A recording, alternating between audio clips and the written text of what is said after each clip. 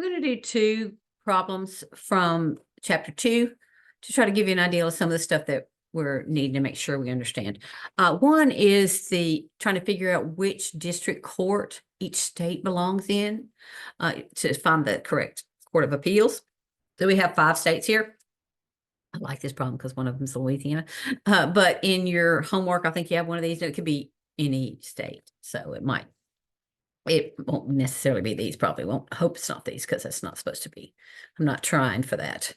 Okay, so we're trying to find out which district each of them is in. So the first state they asked us for was Wyoming. And so I'm not very good with geography, but I am trying. And so this one, it looks like geography is right.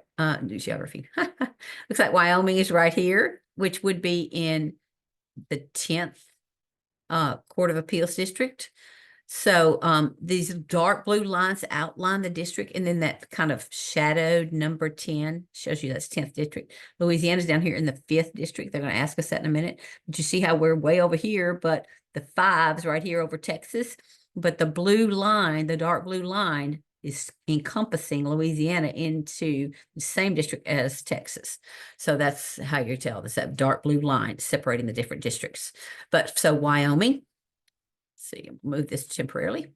Wyoming is in the 10th district. We just found them right above the 10. Then Louisiana, we just found in the 5th district. We'll go ahead and mark that one. Then Nebraska, and let's see, Nebraska, where did it go? This is Nebraska right here, I believe. And that is looks like that's in the 8th district. Doesn't want to point to Nebraska for some reason. There it is. Then that's the 8th for Nebraska. And then the next is Idaho. Let's see where Idaho went. Idaho is just north of Nevada. So that looks like it's going to be in that 9th. And then we did Louisiana, it's in the 5th. All right, here's our boot. It's in this 5th district. And then Illinois. Illinois is actually the state that has the 7 on it. So that was pretty easy. So this is in our textbook on, let's see, pull the page out. Page 212.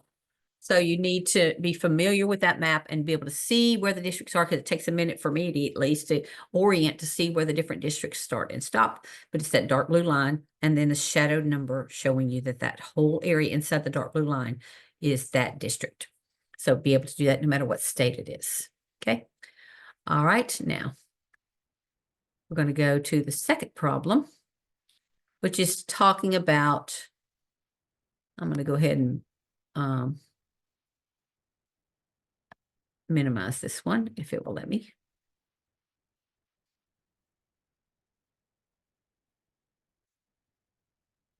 And maximize this other one if it will let me again. But kind of covering it up with my screen here.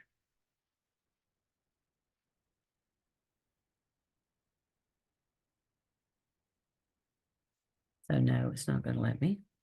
It said I should have planned this earlier, but it's fine. It'll work. Okay. So now I have this citation, 14 TC 74, 1950. And so we're supposed to figure out what that is a citation to. These are judicial decisions and where they're stored.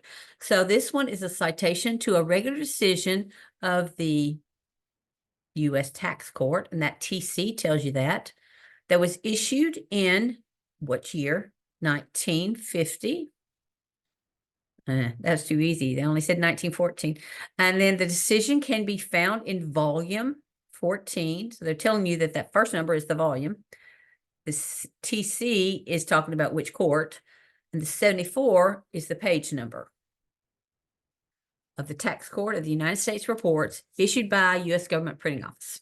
Okay, so even if they had underlines or missing pieces of the other items, you'd still need to know what the answers were. All right, so the second one, it gives us this reference, 592, F 2nd, 1251, CA 5, 1979. And so the first number there, the 592, is talking about the volume. And then what report is it? Is it F second edition? And then the page number is the 1251. CA5 is talking about which court it is. And then 1979, of course, is the year. This citation is a decision for the Fifth Court of Appeals, Fifth Circuit, that was rendered in 1979. The decision can be found to 1251, can be found in volume, 592. Volume is 592. The page number is 1251 of the Federal Reporter, second series. Now, in the textbook, they talk about these things, so you'll be able to find what those abbreviations stand for by looking at the way they're cited. All right, so these are the citations. When they're talking about how something's cited, this is what they're talking about.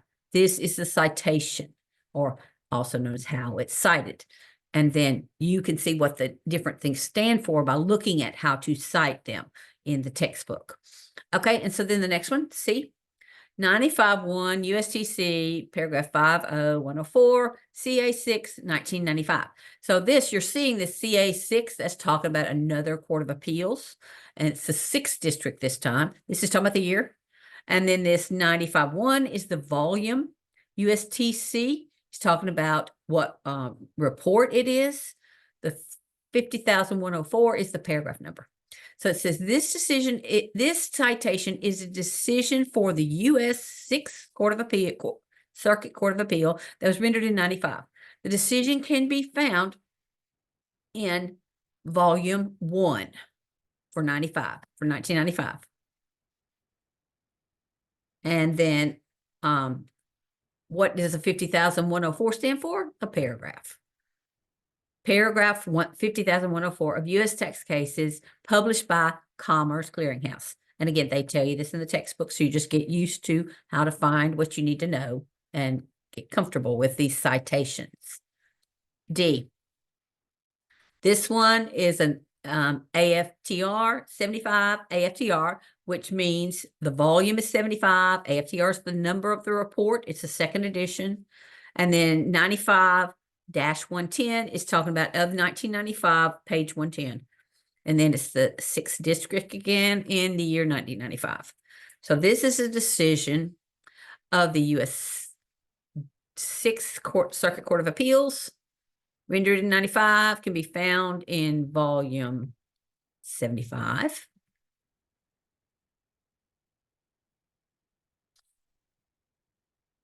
Page 110. Of the 2nd series, American Federal Tax Reports, AFTR, published by RIA. So they could have had the blanks in different places on this.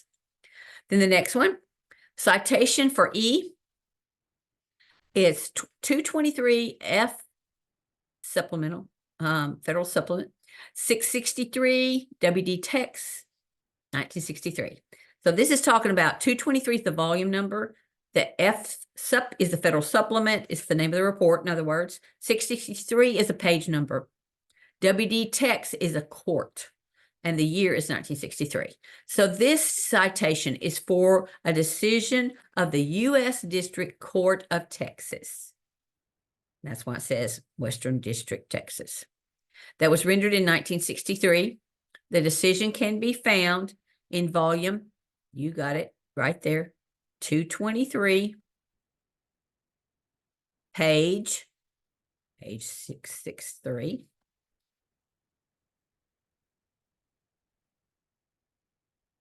Of the Federal Supplement series,